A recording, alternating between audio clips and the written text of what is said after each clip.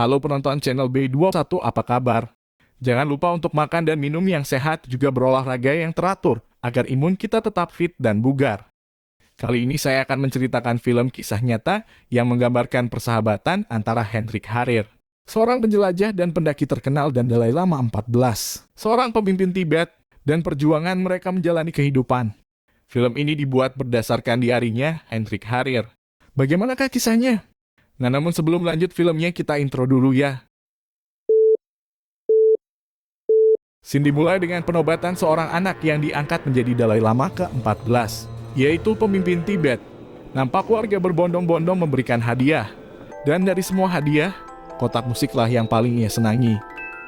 Scene berganti dengan Harrir di sebuah mobil sedang berdebat dengan istrinya karena tidak menginginkan anaknya. Dan istrinya yang ingin mereka kembali pulang di Austria karena ia sedang hamil tua dan ini kehamilan pertama. Tapi Harrir tetap bersikeras untuk ikut ekspedisi. Kemudian mereka sampai di sebuah stasiun. Dan di sana ia bertemu dengan seseorang yang memberikan tiket lalu memperkenalkan diri bernama Peter Aufsneider, yang mengaku sebagai pemimpin ekspedisi. Kemudian Harrir berfoto bersama istrinya. Sebelum pergi, Harrir dengan dingin mencium istrinya dan berkata, "Sampai jumpa 4 bulan lagi," dan menitipkan istrinya pada temannya yang bernama Horst. Setelah Harrir masuk kereta, istrinya menangis dan Harrir memperhatikannya dari dalam kereta. Di dalam kereta ia mempersiapkan ekspedisinya ke Himalaya dan Nanga Parbat, dan sebelum mereka ternyata sudah ada 4 tim ekspedisi pendaki Jerman yang semuanya gagal. Dan kini penaklukan Nanga Parbat menjadi obsesi negara dan kebanggaan Jerman. 29 Juli 1939 tim Harrir mencapai pos keempat di ketinggian 6.705 meter. Pikiran Hendrik Harrir selalu tertuju ke anaknya yang saat ini sudah berumur 1 bulan, sehingga performanya tidak seperti biasanya. Kini di depannya terdapat gletser Rakhyot yang sulit dipanjat. Karena kurang fokus, tiba-tiba saja ia terpeleset dan terperosok hingga terluka di kaki kirinya, membuatnya kesal. Ketika teman-temannya ingin memberikan bantuan, Harrir minta mereka berjalan lebih dahulu. Kemudian mengikat kakinya dan membaluri es agar pendarahannya berhenti. Karena cuaca memburuk, maka mereka harus menggunakan tali dan Harrir berjalan lebih dulu. Ketika ada bebatuan yang jatuh, Peter terpeleset sehingga Harrir harus menahannya hingga membuat lukanya kembali mengeluarkan darah. Setelah naik, Peter melihat bercak darah Harrir dengan perhatian berkata, "Harusnya kau mengatakan seberapa parah lukanya supaya bisa diperiksa dan dijahit." Dengan angkuhnya Harrir berkata, "Ini bukan masalahmu. Tentu saja masalahku, karena saat kau menyembunyikan cedera parah dan membahayakan nyawaku itu menjadi masalahku." Dengan sinisnya Harrir berkata, "Aku telah menyelamatkanmu, jadi diamlah." Kemudian Peter memberi peringatan, "Kalau kau menyembunyikan luka parahmu lagi, maka kau akan keluar dari tim." Scene berganti, tim Harrir berada di pos 5. Setelah adanya badai hebat, teman-temannya mengkhawatirkan akan adanya salju longsor, sehingga mereka memutuskan untuk menetap beberapa hari. Dalam kesendirian, Harrir mulai merasa kalau pendakian ini adalah hal yang bodoh. Sambil memandangi foto istrinya, scene berganti dengan salju longsor, dan mereka semua berusaha menyelamatkan diri. Setelah itu Harrir tetap ingin mendaki walaupun sendiri, tapi dicegah oleh Peter dan diperintahkan untuk ikut bersama tim turun.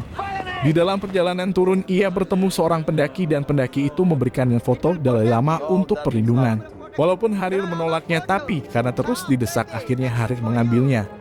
Saat sampai, Harrir melihat teman-temannya sudah diborgol dan dia ditangkap. Ternyata karena Inggris dan Jerman berperang, jadi semua musuh di tanah kerajaan Inggris dianggap tawanan perang. Dan Harrir pun tertawa. Lalu mereka dibawa ke pos tawanan perang di Dera, dan di perjalanan Harrir mencoba kabur dengan melompat dari truk tapi tertangkap. Dan suatu malam, Harrir dan kembali tertangkap untuk keempat kalinya, menjadikannya selebritis di antara tahanan.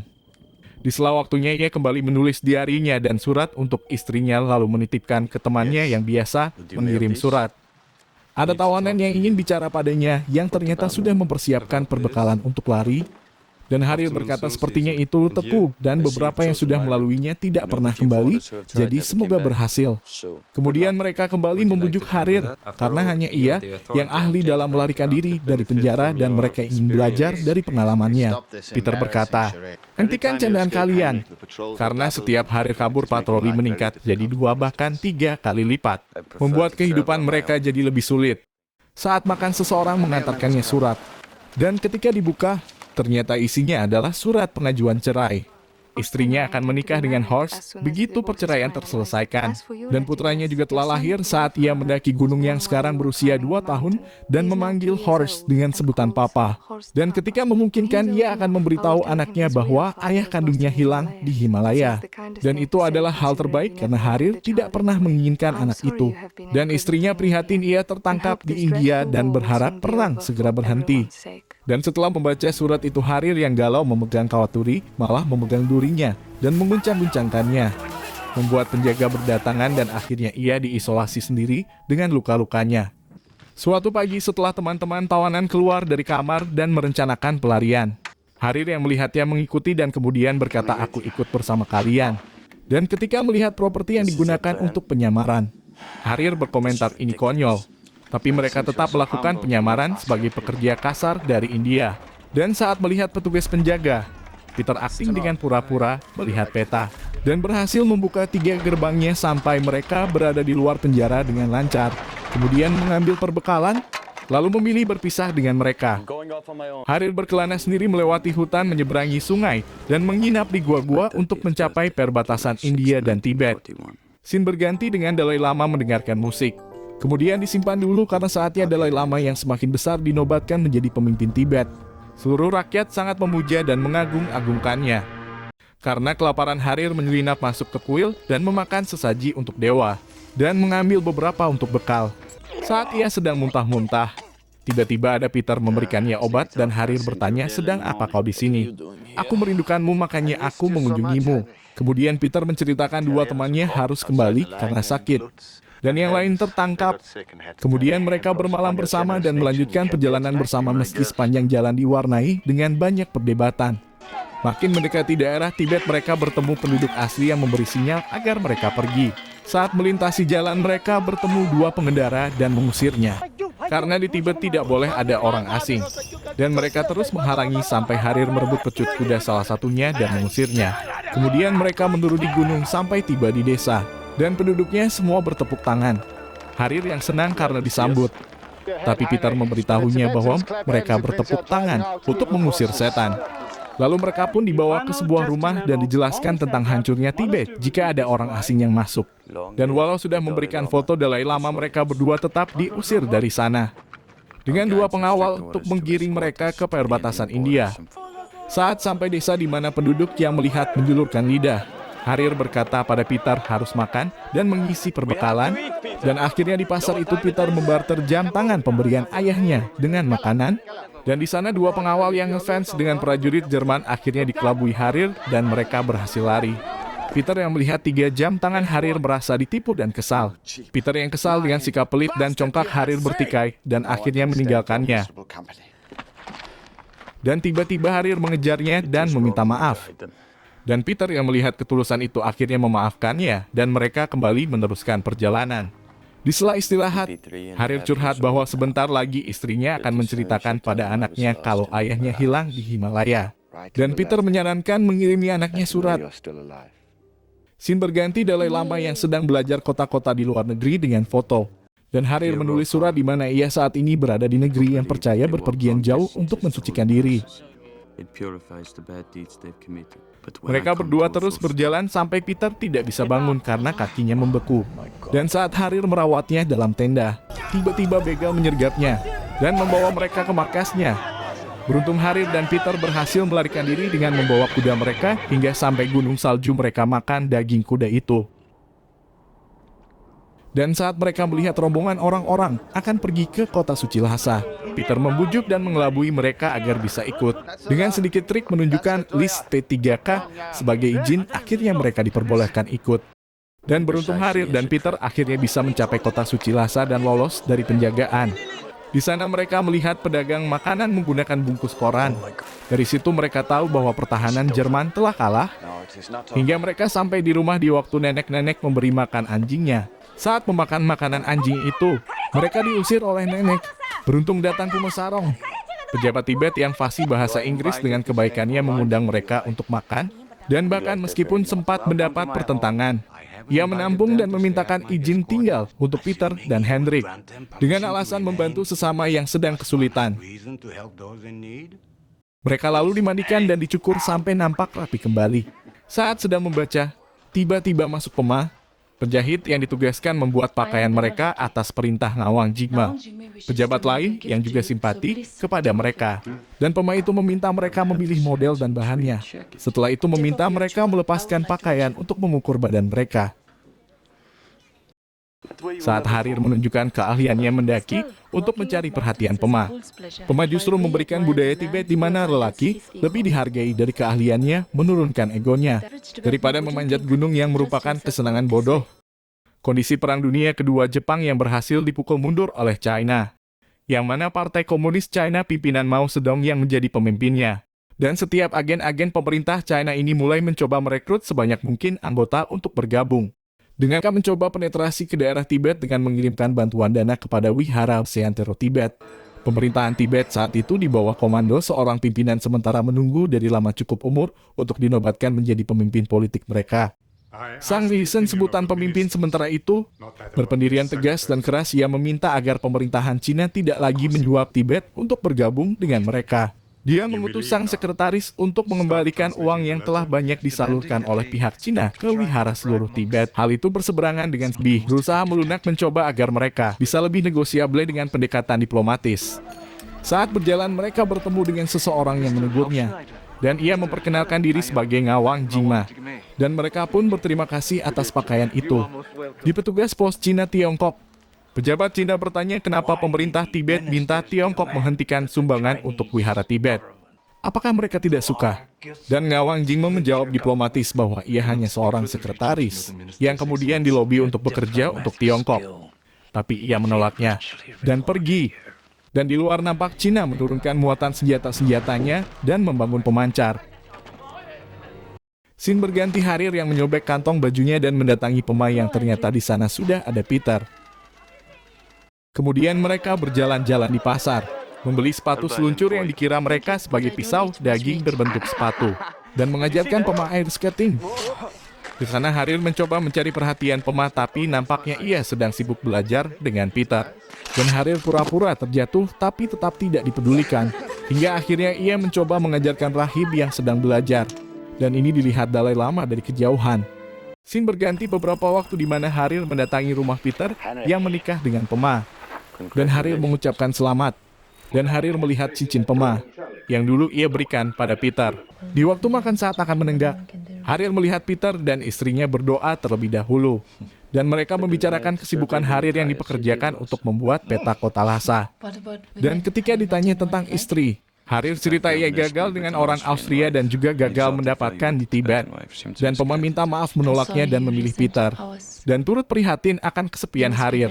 Dan Harir hanya tersenyum sayu. Saat sedang bekerja memetakan, tiba-tiba Ngawang Jigme datang memberi kabar bahwa perang telah selesai dan Jerman menyerah.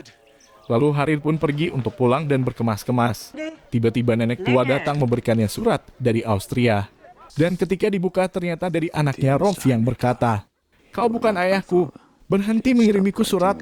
Dan ia juga telah mengganti namanya dengan Rolf Immendorf. Beberapa hari kemudian datang pengantar surat datang menemui Harir yang hancur akibat surat dari anaknya sedang tidur di depan rumahnya. Yang ternyata surat itu dari Ibu Agung Dalai Lama yang mengundangnya untuk datang ke kediamannya. Saat datang Harir disambut dengan sangat baik. Kemudian si ibu bertanya, "Apakah kau tahu protokol anakku?" Karena tidak tahu, Harir berkata hanya tahu cara membungkuk dan sujud. Kemudian dijelaskan bahwa saat berhadapan dengan Arya harus tetap berdiri, menunduk dan melipat kedua tangan seperti memohon. Jika ia duduk, maka kau harus duduk lebih rendah darinya.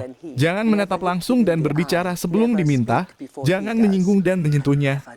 Dan saat ini, ia disebut pemimpin suci Tibet hingga sekarang. Kemudian ibu berkata bahwa Dalai Lama ingin bertemu dengan Harir. Tapi karena penasehatnya tidak mengizinkan bertemu secara pribadi, jadi ia meminta membawa Harir dalam pertemuan bulanan ibunya. Harir yang tersanjung akhirnya berkata, "Aku merasa terhormat dan tersanjung." Pada harinya Harir mengikuti ibunda menemui Dalai Lama. Dan Dalai Lama yang tampak tersenyum-senyum dari jauh. Saat memberi penghormatan, Dalai Lama mengelus-elus kepala Harir dan berkata, "Kepala kuning." Kemudian ia bertanya, katanya, "Kau punya rambut di tangan dan kakimu." Lalu Harir menunjukkannya lengannya dan kakinya. Saat bertanya bagaimana denganmu, ibunda memperingatkannya dan menyuruhnya duduk. Lalu Dalai Lama bertanya, apakah kau suka film? Ia punya proyektor dan filmnya, dan ingin membuat rumah film di sana lengkap dengan perlengkapannya, dan ingin agar Harir membuatnya. Para penasihatnya tidak boleh menolak dan Harir akan dibayar sepantasnya. Dan Harir setiap hari harus membuatnya, dan saat senggang Harir bisa mengunjunginya dan mengajarkan banyak hal. Karena Dalai Lama yang biasa dipanggil Kundun ini rupanya open-minded dan haus akan informasi. Dan Harir berkata senang membantu Yang Mulia. Dan pembangunan pun dimulai. Saat tiba-tiba penggali menemukan cacing, mereka berhenti dan berkata di kehidupan lalu cacing bisa saja ibumu. Harir pun bingung dan mengadukannya ke Kundun. Dan Dalai Lama minta mencari solusi tanpa menyakiti makhluk hidup manapun. Akhirnya mereka minta para biksu memindahkan cacing satu persatu. Kemudian mengajarkan lokasi negara-negara dan peta dunia, lalu belajar cara mengendarai mobil. Di malam hari tiba-tiba ada keributan di mana rakyat berkata tanda keburukan akan terjadi, yang ternyata itu adalah ada komet Halley. Scene berganti dengan siaran radio di mana Republik Rakyat Cina meminta kerajaan Tibet untuk bergabung di dalamnya. Sebagai bentuk penolakannya, semua petugas Tiongkok akan diusir dari perbatasan Tibet. Dan Ngawang Jingme yang telah diangkat menjadi Menteri Dalam Negeri bertugas mengawasi mereka. Dan ia diramal bahwa kehidupannya lebih panjang dibanding yang lainnya. Saat senggang Kundun diajari tentang globe dan perbedaan malam dan siang di beda negara. Dan saat biksu datang, Dalai Lama kembali ke kursinya. Dan setelah biksu pergi, ia kembali dan minta diajarkan yang lain. Esoknya mencoba membuat listrik dari mobil untuk tester bioskopnya. Di hari Natal, Harir mengundang Peter dan istrinya juga Ngawang Jingme untuk merayakannya. Saat Peter membuka hadiah, ternyata itu adalah jam tangan pemberian ayahnya dulu yang ia gadaikan. Dan Peter sangat bersyukur mendapatkannya kembali dan berterima kasih pada Harir telah menyelamatkannya, kemudian memeluknya dan berdansa bersama. Tiba-tiba Ngawang Jingme menyenggol radio musik dan membuat channel berpindah menyiarkan penindasan bangsa Cina dan seruan bagi bangsa Tibet untuk bersatu. Scene berganti dengan serangan Cina ke warga Tibet, menghancurkan rumah dan membantai warga juga para biksu. Dan ternyata itu hanyalah mimpinya Kundun. Kemudian ia memanggil Harir, lalu menceritakannya ke Harir mimpi buruknya tentang pembantaian di Takster Amdo, desa kelahiran Kundun, dan bertanya dari mana asal mimpi itu. Sambil teringat mimpinya, ia menangis. Lalu Harir menenangkan dengan merangkulnya dan menghiburnya. Scene berganti dengan Kumo Sarong yang menceritakan pembantaian di perbatasan Tibet di Takster Amdo, membuat Harir hampir tidak percaya. Ternyata di jalan sudah ada Peter. Lalu di dalam Kumo Sarong ditanya apakah bisa mengatur pasukan kembali. Kemudian ia berkata pasukan Cina diperkuat 1 juta prajurit, dan 8.000 pasukan perjuangan dengan senjata seadanya pun mulai dipersiapkan. 3 jenderal Cina ingin menemui Dalai Lama untuk membicarakan teritorial negara mereka dan langsung mempersiapkan landasan agar pesawat mereka bisa mendarat di sana. Dalam rangka menyambut 3 jenderal ini, upacara sakral dilakukan. Ukiran dewa yang terbuat dari mentega dibuat dengan sangat teliti meleleh ketika matahari terik, mengingatkan mereka tidak ada yang kekal selamanya. Ngawang Jingme diperintah sebagai pejabat yang menyambut dan memandu mereka. Kedua bendera pun sudah dikibarkan secara berdampingan. Saat diingatkan mereka tidak pantas mendapat kehormatan ini, Ngawang Jingme berprinsip kalau tidak bisa melawan, baiknya kita merangkul lawan. Ngawang Jingme pun mengantar Jenderal RRC ke kota Lhasa, yang sebelumnya dilarang bagi orang asing untuk memasukinya. Mandala pasir yang dibuat berhari-hari sebagai simbol pencerahan dan perdamaian, dengan angkuhnya mereka injak-injak dan rusak. Saat berhadapan dengan Dalai Lama dengan arogan, mereka tidak mau mengindahkan norma-norma ketetapan di Tibet. Di sana mereka menawarkan kebebasan beragama dan otonomi daerah jika Tibet mau bergabung dengan RRC. Lalu Dalai Lama dengan kerendahan hati berdiplomasi bahwa dirinya adalah seorang biksu Buddhis dan mengungkapkan ajaran Buddha untuk tidak membunuh atau menyebabkannya. Karenanya mereka damai dan menolak kekejaman dan berharap mereka mau mengerti. Kemudian Jenderal Tiongkok dengan kecewa pergi dan berkata bahwa agama adalah racun. Besoknya Kumo Sarong mendapat kabar. Perbatasan Tibet dekat Dengo telah diserang 84.000 tentara yang dipimpin Jenderal Chang Jingwu, dan penyerangan ke Changdo hanyalah soal waktu. Karena Chamdo merupakan wilayah penting yang jika Chamdo diduduki maka Tibet akan jatuh. Untuk itu Ngawang Jingme diperintah menjaga Chamdo hingga tetes darah penghabisan yang merupakan gerbang menuju Tibet. Setelah perintah mengumpulkan semua senjata di gudang, Ngawang Jingme berjanji selama ia di Chamdo pasukannya tidak akan ada yang menyerah. Di malam hari, prajurit Tibet diserang pasukan Tiongkok dan membantai habis semua tentara yang bermukim di perbatasan. Prajurit Tibet yang berhasil selamat memberi informasi ke Cando, dan seketika Ngawang Jima meminta menghubungi Lhasa untuk minta izin menyerah dan tidak mengindahkan jenderalnya. Kemudian ia berganti baju dan kabur setelah mengatur ledakan di gudang senjata. 11 hari kemudian Tibet akhirnya menyerah. Fakta penandatanganan menyerah ditandatangani dengan Ngawang Jima sebagai diplomatnya. Dan Kungo Sarong curhat ke Harir bahwa gudang peluru di Cando telah dibakar Ngawang Jingeng. Dan tanpa senjata tidak ada harapan bagi tentara yang ingin berjuang. Gerbang kota Lhasa pun diduduki. Gedung perwakilan Cina kembali mereka tempati dan foto dari pemimpin besar komunis Cina Mao Zedong dipajang mentereng di atapnya. Harir mendatangi kantor itu. Ia mengembalikan jas yang dihadiahkan Jingme padanya. Jingme mengingatkan bahwa adat istiadat Tibet mengembalikan pemberian adalah perbuatan yang tidak bisa dimaafkan. Harir tidak peduli dengan hal itu karena menurutnya pria yang mengkhianati bangsanya tidak pantas bicara tentang budaya. Ada masanya Harir berharap Jingme mati, tapi mengingat apa yang telah ia lakukan, Harir berharap Jingme hidup lama dengan beban aib yang dibawanya, yang telah mengorbankan rakyat Tibet. Dan kebetulan ia baru meninggal di tahun 2009 lalu dengan umur 99 tahun. Gejolak di kota Lhasa diikuti dengan beramai-ramai warga hengkang dari rumahnya termasuk Kungo Sarong. Dalam masa krisis itu warga Tibet menyerukan aspirasi agar Dalai Lama diberi kekuasaan. Dan perkembangan berikutnya Dalai Lama akan segera dinobatkan menjadi pemimpin Tibet. Harir membeli beberapa kuda dan mengemasi barangnya. Kemudian karena khawatir akan keselamatan Kundun, ia mengajaknya untuk melarikan diri setelah penobatannya seminggu lagi, tapi ditolak.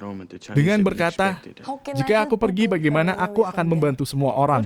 Pemimpin seperti apa aku di kemudian hari?" Ia membuka mata Harir yang juga urung akan pergi mendengar Kundun akan tinggal.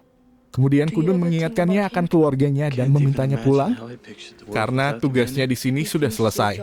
Tapi tugasnya sekarang adalah menjadi ayah buat anaknya. Meski begitu, Kundun memintanya tetap tinggal sampai hari penobatannya menjadi pimpinan Tibet. Penobatan pun berjalan dengan sakral. Dan Dalai Lama dinobatkan selain sebagai pemimpin spiritual juga sebagai pemimpin politik sementara selama krisis berlangsung. Sebelum pulang, Harir mengunjungi Peter untuk pamit dan Peter memberikan teh butter sebagai tradisi mengantar kepergian seorang sahabat. Kemudian menuangkan secangkir lagi dan tidak akan pernah disentuh sampai orang yang pergi kembali sebagai budaya Tibet. Kundun menyematkan hata, yaitu selendang putih yang berarti kesucian dan kemurnian, dan mendoakannya agar keselamatan selalu menyertai Harir dalam perjalanannya. Sebelum pergi, seorang biksu memberikan bingkisan dari Kundun. Di gerbang Tibet, Harir menoleh ke istana dan nampak Kundun memperhatikan dari teropongnya. Di tahun 1951, Harir mengunjungi mantan istrinya Ingrid, dan mereka sepertinya sudah saling legowo. Ingrid membawa Harir untuk menemui anaknya yang masih belum mau menemuinya. Harir meninggalkan kotak musik pemberian Kundun, dan mengintip dari sela pintu melihat anaknya senang dengan hadiahnya. 4 tahun kemudian Harir dan anaknya mendaki pegunungan bersama. Nampak anaknya sudah mau menerimanya. Dan di pegunungan Alpen yang megah itu ia menancapkan bendera Tibet, negara yang telah banyak memberinya pelajaran kehidupan. Sungguh mengenaskan nasib warga Tibet. Setelah penjajahan oleh RRC, jutaan warga Tibet terbunuh dan 6.000 wihara dirusak. Pada tahun 1959, Dalai Lama terpaksa mengungsi ke India, dan ia masih tinggal di sana sampai hari ini berusaha mendorong perdamaian dengan Tiongkok. Pada tahun 1989 ia dianugerahi Nobel Perdamaian. Dan persahabatan Dalai Lama 14 dan Hendrik Harir masih terjaga sampai film ini dibuat di tahun 1997.